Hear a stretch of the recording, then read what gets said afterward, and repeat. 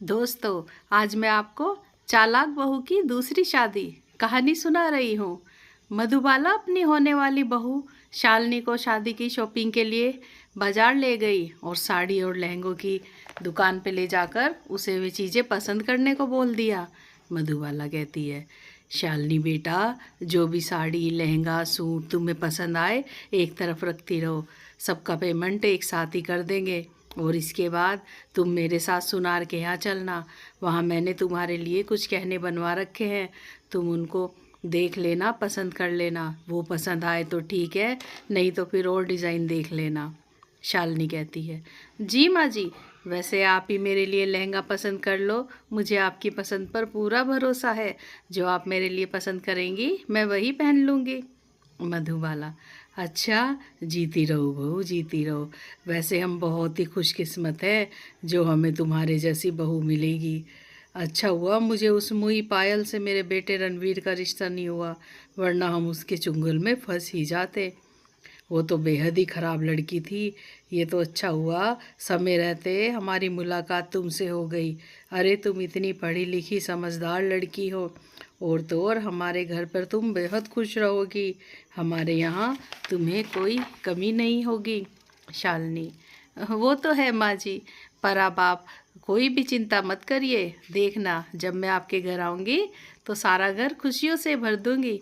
मधुबाला, हाँ हाँ, जीती रहो बहू, जीती रहो, खुश रहो। हाँ हाँ, देखो मैंने तो तुम्हें अभी से बहू मानने लगी हूँ, तभी मुँह से बहू निकल रहा है।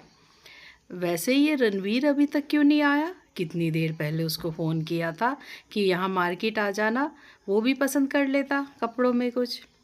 वो ही तुम्हें सुनार के ले जाएगा गहने दिलवाने।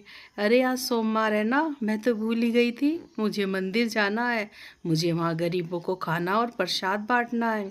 शालिनी कहती है, अच्छा तो माँ जी ऐसा करिए ना, आप मंदिर चले जाइए, रणवीर आते ही होंगे, मैं उनके साथ सुनार के यहाँ गहने देखने चली जाऊँगी। वैसे अगर आपको बुरा न लगे तो आप पैसे मुझे दे सकते हो।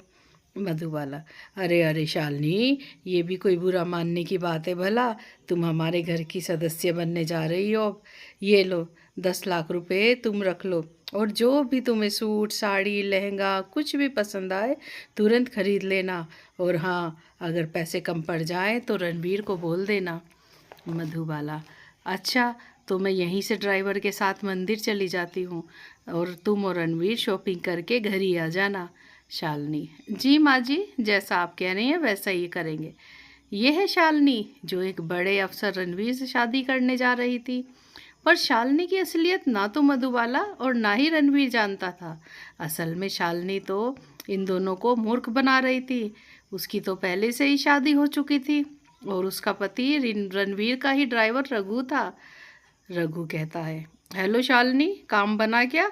वो रणवीर आया कि नहीं? अभी अभी अभी मैंने उसकी माँ को मधुबाला को मंदिर में छोड़ दिया है।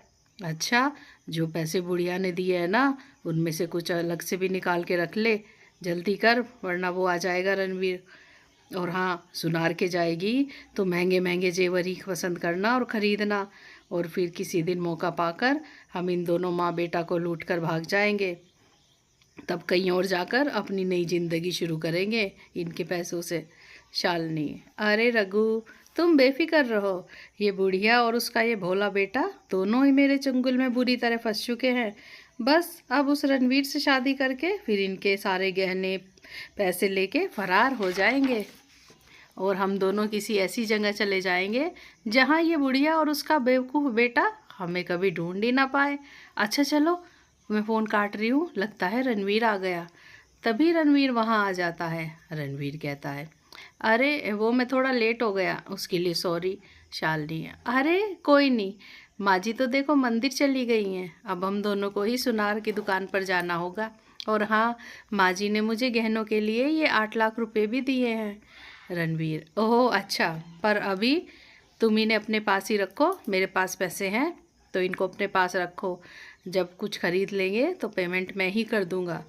फिर रणवीर शालिनी को अपनी कार में सुनार की दुकान पर ले गया, और वहाँ पर शालिनी ने बेहद महंगी महंगी सोने की चीज़ें ली, और रणवीर ने सबका पेमेंट कर दिया।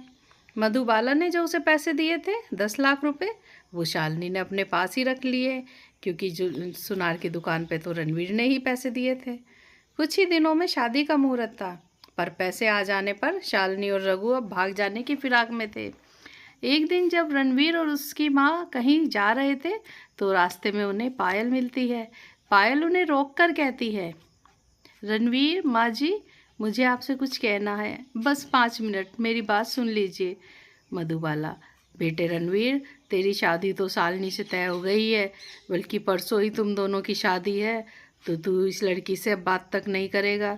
देख बेटा, तूने मेरी कसम खाई थी कि इससे कभी बात नहीं करेगा। रणवीर, हाँ हाँ माँ, मुझे याद है, पर माँ, पायल ने तो शादी कर ली है ना। अरे ये अब किसी और की पत्नी है। और माँ, हो सकता है इसको कोई ज़रूरी काम हो, बस 5 मिनट ही तो बात करनी है इसको। हाँ पायल, कहो क्या कहना है। पायल कहती है, वो रणवीर, मैंने सुना है कि तुम किसी शालिनी नाम की लड़की से शादी करने जा रहे हो, तो उस शादी को तुम ना कर दो। मधुबाला तभी बीच में बोलती है, वाह वाह, अरे मैं तो पहले से ही जानती थी कि तू मेरे बेटे का घर बसा नहीं देख सकती। अरे शादी तो तूने भी की है ना, तो जब मेरे बेटे की हो रही है तो बीच में खलल क्यों डाल रही है। पायल कहती है, नहीं नहीं माँ जी, मैं तो ये चाहती हूँ कि रणवीर की भी शादी किसी अच्छी लड़की से हो जाए और आप लोग भी अपनी ज़िंदगी में बहुत खुश रहें। मैं तो आप लोगों का बड़ा सम्मान करती हूँ, और वैसे भी अब तो मैं शादीशुदा हूँ, मैं भला क्यों ये नहीं चाहूँगी कि रणवीर की शादी हो और वो भी एक अच्छी लाइफ जिए। वो तो मैं ये सब इसलिए कह रही थी कि वो लड़की शालिनी ना अच्छी नहीं है, मुझे उसका सच पता चल गया है। अरे वो तो आपके ड्राइवर रघु की वाइफ है, वो पहले से शादीशुदा है, और वो दोनों आपको अपने जाल में फंसाकर आपका सब कुछ लूट कर भाग जाने वाले हैं। और हाँ, अगर आपको मेरी इन बातों पर विश्वास नहीं हो रहा हो तो उनके घर जाकर देख लो, मैं आपको उनका पता दे देती हूँ, वहाँ पर जाना, फिर आपको सारी सच्चाई पता चल जाएगी। रणवीर, पर पायल, तुम इतना सब कुछ कैसे जानती हो उनके बारे में। तभी वहाँ पर पायल का पति भी आता है। वो कहता है, जो वो एक गाड़ी बेचता था, उसका शोरूम था, वो कहता है, देखिए, पायल को ये सब इसलिए पता है क्योंकि रघु ने कल ही मेरी कंपनी से एक गाड़ी खरीदी है, तभी इसको पता चला कि रघु और शालिनी दोनों पति पत्नी हैं। वो तो पायल ने शालिनी की फ़ोटो देखकर उसको तुरंत पहचान लिया।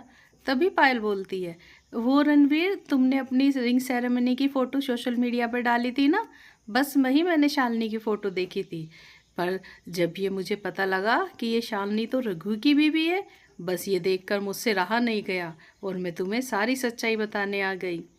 वो शालिनी ज़रूर ही गांव में रहती होगी, रघु ने कुछ प्लानिंग करके उसे यहाँ बुलाया होगा, तभी तो उसे यहाँ शहर में कोई भी नहीं जानता।